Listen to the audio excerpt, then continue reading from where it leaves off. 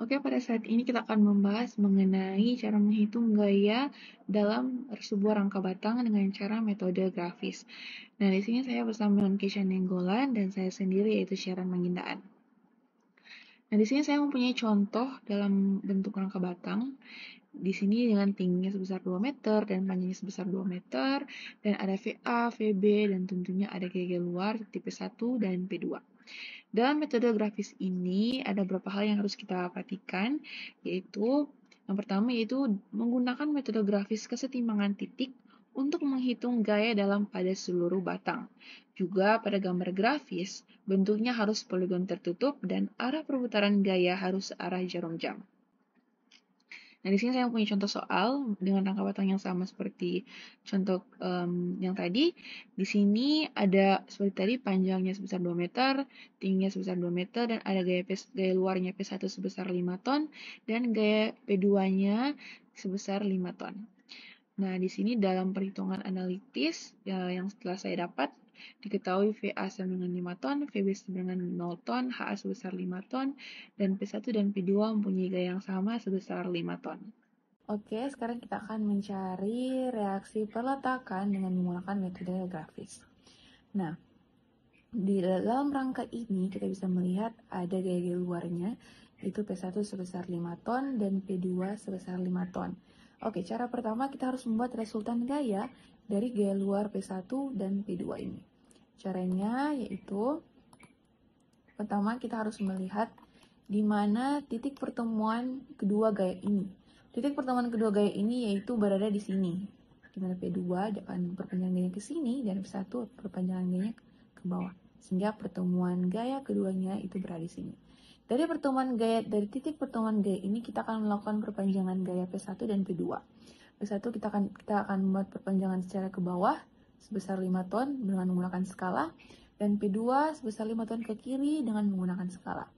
Lalu kita akan membuat paralel gaya dari perpanjangan gaya yang telah kita buat.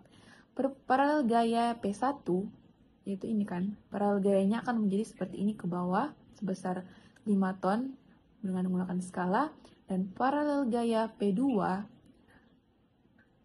di bawah sini secara horizontal dengan menggunakan skala yaitu 5 ton. Nah, jadi dia akan berbentuk kotak. Lalu kita akan membuat resultan gaya. Resultan gaya tersebut itu kita dapat dari kita menghubungkan titik pertemuan P1 P2, lalu kita tarik garis ke titik pertemuan paralel dari gaya P1 dan P2 di sebelah sini, sehingga kita mendapatkan resultan gayanya seperti ini.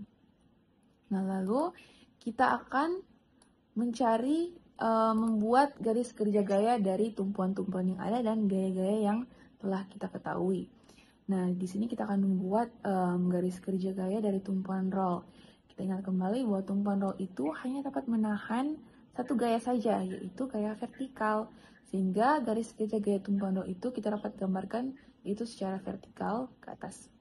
Nah, lalu dari resultan yang telah kita dapat tadi, kita akan tarik garis dan melakukan perpanjangan gaya, dan garis tersebut harus bertemu dengan garis kerja gaya tumpuan roll. Itu berarti mereka harus bertemu, dan garis kerja gaya tumpuan sendi, kita ingat kembali bahwa sendi itu bisa menahan dua gaya, yaitu gaya vertikal dan gaya horizontal. Nah, di sini bukan hanya RA saja yang kita harus pertemukan dengan garis kerja tumpuan roll, tapi garis kerja tumpuan sendi juga kita harus pertemukan dengan garis kerja gaya tumpuan roll, sehingga titik pertemuannya itu akan menjadi di sini, dimana kita lihat bahwa garis kerja gaya tumpuan sendi itu segaris dengan resultan yang kita telah dapat tadi, sehingga titik pertemuan dari RA atau resultan dan garis kerja gaya tumpuan sendi akan bertemu di titik yang sama pada garis kerja gaya tumpuan roll. Dia akan menjadi seperti ini. Di sini RA dan juga garis kerja gaya tumpuan sendi bertemu di titik yang sama. Nah, garis kerja gaya tumpuan sendi itu akan mendapatkan gaya VB. Nah, kita lihat, dan garis kerja gaya RA ini atau resultan itu kita dapat mengetahui VA-nya. Nah, di sini garis kerja gaya tumpuan sendi dan resultannya bertemu di titik yang sama pada garis kerja gaya tumpuan roll, sehingga kita ketahui bahwa VA itu sebesar 5 ton, sedangkan VB itu adalah 0 ton. Dan juga kita bisa mendapatkan garis HA dari pertemuan resultan dan garis kerja gaya tumpuan sendi bertemu di sini dalam garis kerja gaya tumpuan roll, sehingga kita bisa menarik garis untuk mendapatkan HA. Jadi kita dapat sini VA sebesar 5 ton, HA sebesar 5 ton, dan resultannya sebesar 7,07. Oke, di sini kita akan mulai dalam menghitung metode grafis. Kita akan melihat kembali gaya batangnya atau rangka batangnya seperti ini, di mana kita mendapat tadi VA sebesar 5 ton, VB sebesar 0 ton, P1 sebesar 5 ton, P2 sebesar 5 ton juga, dengan panjang tinggi dari rangka batang tersebut sebesar 2 meter dan panjangnya sebesar 2 meter juga. Di sini ada titik-titik joinnya, ada titik A, titik J, K, titik B, dan seterusnya dengan nama batang S1, S2, S3 sampai dengan S29. Nah, di sini saya memakai skala gaya 1 cm sama dengan 1 ton. Nah, ini adalah perbandingan dari data hasil analitis, di mana yang kami dapat untuk S10 sampai S15 ini mempunyai nilai sebesar 5 ton dengan gaya tekan, dan S16 dengan nilai 7,07 ton dengan gaya tekan. Itu yang mempunyai gaya 5 ton itu batang yang di atas ini, dan gaya yang mempunyai nilai 7,07 ton yaitu batang S16 yang mirip ini. Jadi untuk batang-batang yang ini itu hasil perhitungan kami adalah 0. Maka kita akan menggunakan metode grafis untuk membandingkan apakah hasil analitis apakah sama dengan hasil grafis. Sekarang kita meninjau titik A, di mana terdapat gaya RA, VA, S16, dan S1. Lalu arah gaya RA yang mengarah ke atas dan terdapat gaya S16 yang mengarah ke bawah. Batang S16 dan RA sejajar, maka bentuk grafisnya menjadi satu garis dengan panah yang mengarah keluar agar menjadi garis poligon tertutup. S1 akan menjadi 0 karena dalam gaya grafisnya searah jarum jam. Bisa kita lihat di segitiga siku-siku ini, VA seharga 5 ton, arahnya ke atas, lalu HA sebesar 5 ton, arahnya ke kanan, dan S16 yang mengarah ke bawah. Sehingga membentuk poligon tertutup, bisa disimpulkan tidak ada gaya di S1, maka S1 sama dengan 0. Sekarang kita meninjau titik J. Dari hasil tinjauan di titik A, S1 adalah 0. Agar mencapai sebuah kesetimbangan gaya, maka S1 sama dengan S2 sama dengan 0, karena S1 dan S2 merupakan dua buah batang yang sejajar, dan hanya ada satu batang yang memotong S1 dan S2. Dari tinjauan titik ini, terdapat 3 buah gaya, di mana ada 2 buah gaya yang sejajar, dan ada satu gaya yang memotong. Hal ini berarti S17 adalah 0. Teori ini disebut zero force. Sekarang kita meninjau di titik B. Ada 3 poin yang bisa saya jelaskan, yaitu VB sama dengan 0, maka batang di S8 dan S9 adalah 0, karena di titik B ini tidak ada gaya-gaya yang bekerja. Juga S8 dan S9 harus 0 agar gaya-gaya tersebut menjadi seimbang. Yang ketiga, tidak ada gaya yang dapat dibentuk karena S8 dan S9 bernilai 0. Kita akan lanjut dengan meninjau titik P. Titik P itu berada di sebelah sini dengan batang-batangnya yaitu S8, S29, dan S7. Nah, di sini diketahui bahwa S8 telah diketahui dengan gayanya sama dengan 0. S8 diketahui dari titik tinjauan B, di mana S8 sudah diketahui nilainya adalah sama dengan 0. Nah, di sini kita bisa melihat bahwa pada batang S29 ini terjadi prinsip zero force, di mana S29 ini memotong dua garis sejajar, yaitu batang S8 dan batang S7, sehingga S29 ini akan menjadi sama dengan 0. Nah, di sini kita lihat S8 ini sudah diketahui dengan gayanya sama dengan 0. Nah, agar mencapai sebuah kesetimbangan gaya, maka S7 ini pun harus sama dengan 0. Kita lihat kembali di kondisi ini, di mana S8 dan S7 itu adalah sebuah garis yang sejajar, sehingga S7 ini harus sama dengan 0. Maka pada titik P ini semua batang memiliki gaya sama dengan 0, maka tidak ada gaya yang dapat kita bentuk. Titik C, di mana titik C itu yang berada di sebelah sini, dengan memiliki batang S29, S9, S28, dan S10. Di mana batang yang telah diketahui itu adalah S29 sama dengan 0 dan S9 sama dengan 0. Nah, di sini karena S29 dan S9 adalah 0, maka dapat kita lihat bahwa S28 ini pun harus menjadi sama dengan 0 agar mencapai sebuah kesetimbangan gaya. Karena dalam gaya-gaya vertikal, dari ketiga gaya ini, gaya vertikal yang ada ini, S9 dan S29 itu sama dengan 0, maka S28 tentunya akan menjadi sama dengan 0. Lalu, dalam arah perbedaan jarum jam, itu kita mendapat di sini P2 sebesar 5 ton dengan arah ke kiri, dan lanjutkan dengan S9, S29, S28 yang telah diketahui bahwa itu adalah sama dengan 0, maka kita tidak perlu gambarkan gayanya. Lalu kita lanjut dengan S10. Nah, karena S10 ini dan P2 adalah sebuah garis yang sejajar, maka S10 ini pun akan menjadi sama dengan 5 ton ataupun sama dengan gaya P2.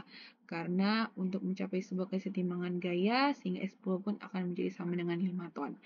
Jadi, gaya grafisnya akan seperti ini, di mana P2 mengarah ke kiri dan S10 akan mengarah ke kanan, sehingga dia menjadi satu garis dengan poligon yang tertutup. Dia hanya satu garis saja karena S10 dan P2 itu adalah sama, nilainya sebesar 5 ton. Jadi di sini yang mempunyai gaya itu hanyalah S10, sedangkan S28, S29, dan S9 adalah. Lanjut kita akan meninjau titik O. Titik O yaitu di sebelah sini, di mana titik O ini terdapat batang S27, S28, S7, dan S6. Batang-batang yang telah diketahui adalah S7 sebesar 0 ton dan S28 sebesar 0 ton juga. Nah, di sini kita bisa melihat ada terjadi zero force, yaitu S27 yang memotong garis sejajar S6 dan S7. Maka S27 ini akan menjadi sama dengan 0. Lalu lanjut kita akan mencari S6 yang belum diketahui. Di sini kita lihat bahwa S27, S28, dan S7 ini itu gayanya sama dengan 0. Maka kita bisa dapatkan bahwa S6 ini pun akan sama dengan 0 karena pada titik O ini tidak ada gaya-gaya yang bekerja, maka tentunya S6 ini akan menjadi sama dengan 0. Karena jika S6 ini mempunyai nilai, maka tidak ada gaya yang dapat terbentuk dan poligon pun tidak akan menjadi poligon tertutup. Dan supaya dia menjadi keseimbangan gaya, maka S6 pun harus sama dengan 0. Maka pada titik O ini, semua batang memiliki gaya sama dengan 0, maka tidak ada gaya yang dapat kita bentuk. Sekarang kita meninjau di titik D. Batang yang diketahui yaitu S10 sama dengan 5 ton dan S27 sama dengan 0. Ada 2 poin, yaitu putaran searah jarum, batang S27 sama dengan 0, agar mencapai sebuah kesetimbangan, S25 harus 0, dan pada gaya vertikal ini sudah tidak ada gaya sama dengan 0. Lalu yang kedua, arah yang searah jarum jam. Terdapat batang S10 dan S11. Diketahui S10 sama dengan 5 ton, maka yang bisa didapat adalah S11 adalah 5 ton, agar gaya-gaya ini bisa seimbang, dan S10 sejajar dengan S11. Sekarang kita meninjau titik N. Titik N ini sama seperti titik O. Batang yang diketahui yaitu S6 sama dengan 0 dan S26 sama dengan 0. Sama seperti titik O tadi, S5 memiliki gaya 0 juga agar mencapai keseimbangan gaya. S25 menjadi gaya 0 karena S25 memotong dua buah batang yang sejajar, sama seperti teori zero force. Sekarang kita akan meninjau titik E. Titik D sama dengan titik E. Batang yang diketahui yaitu S11 sama dengan 5 ton dan S25 sama dengan 0. Untuk gaya S11 dan S12 pada arah-arah yang searah jarum jam, telah diketahui bahwa S11 sama dengan 5 ton. Maka untuk mencapai keseimbangan gaya, S12 juga harus 5 ton. di mana arah gaya yang searah jarum jam. S11 mengarah ke kiri, dan S12 mengarah ke kanan, sehingga terbentuk satu garis gaya dengan arah panah keluar, sehingga garis gaya ini menjadi poligon tertutup. Oke, sekarang kita akan lanjut dengan meninjau titik F. Titik F itu berada di tengah sini. Dengan batang-batangnya ada S13, S12, dan S23. Di sini diketahui gaya batang S12 itu adalah sama dengan 0, sama dengan 5 ton. Jadi S12 sama dengan 5 ton. Nah, di sini terjadi penerapan zero force di mana S23 ini memotong S12 dan S13 yang sejajar. Maka S23 ini akan hasilnya sama dengan 0. Nah, di sini pada gaya batang S12 telah diketahui nilainya sama dengan 5 ton. Sehingga dalam arah perputaran searah jarum jam, S12 akan sama dengan S13. Agar gaya ini menjadi seimbang, maka S13 itu harus sama dengan S12.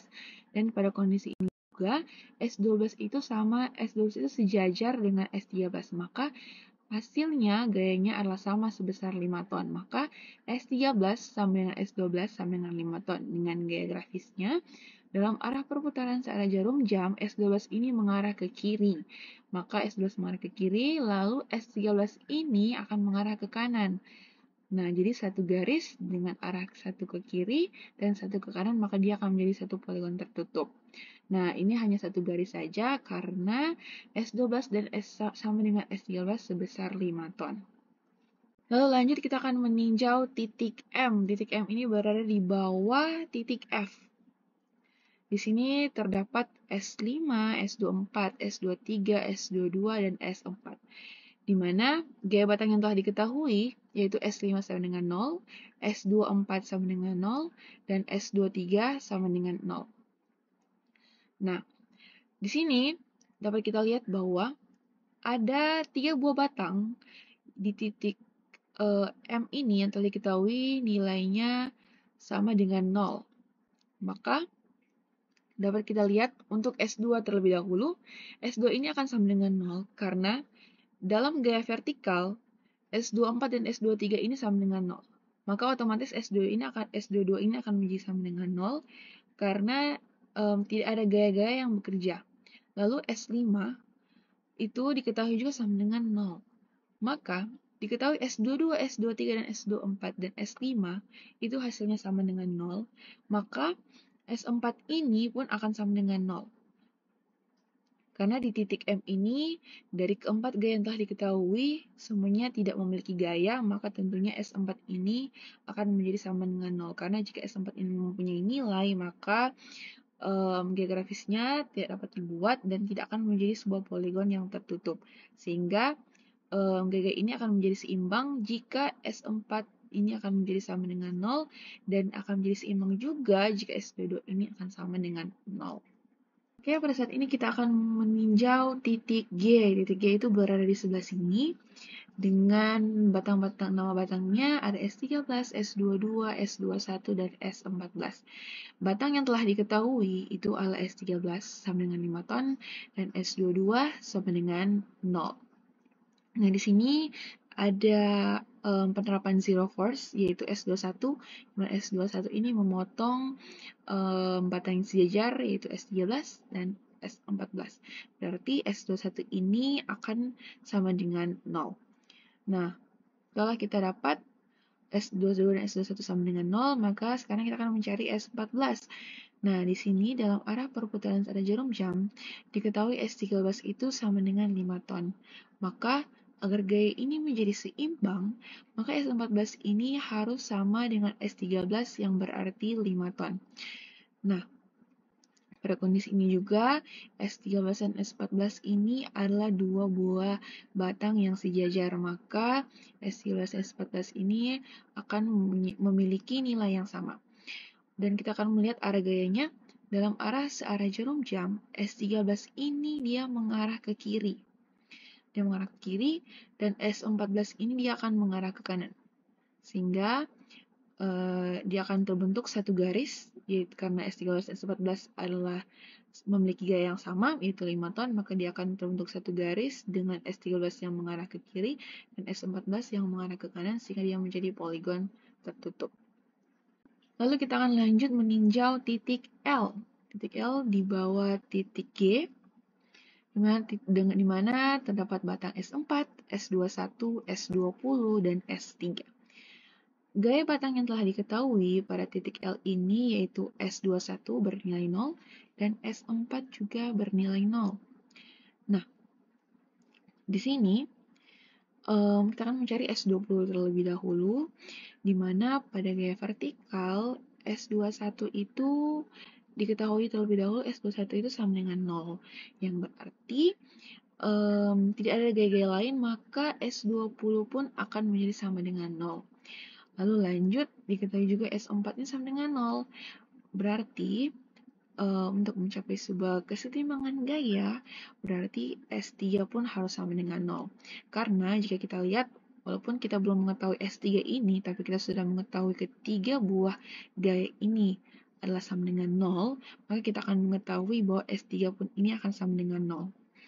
Jadi, dalam titik L ini tidak ada gaya-gaya yang dapat kita bentuk karena keempat batang ini hasil gayanya adalah sama dengan 0.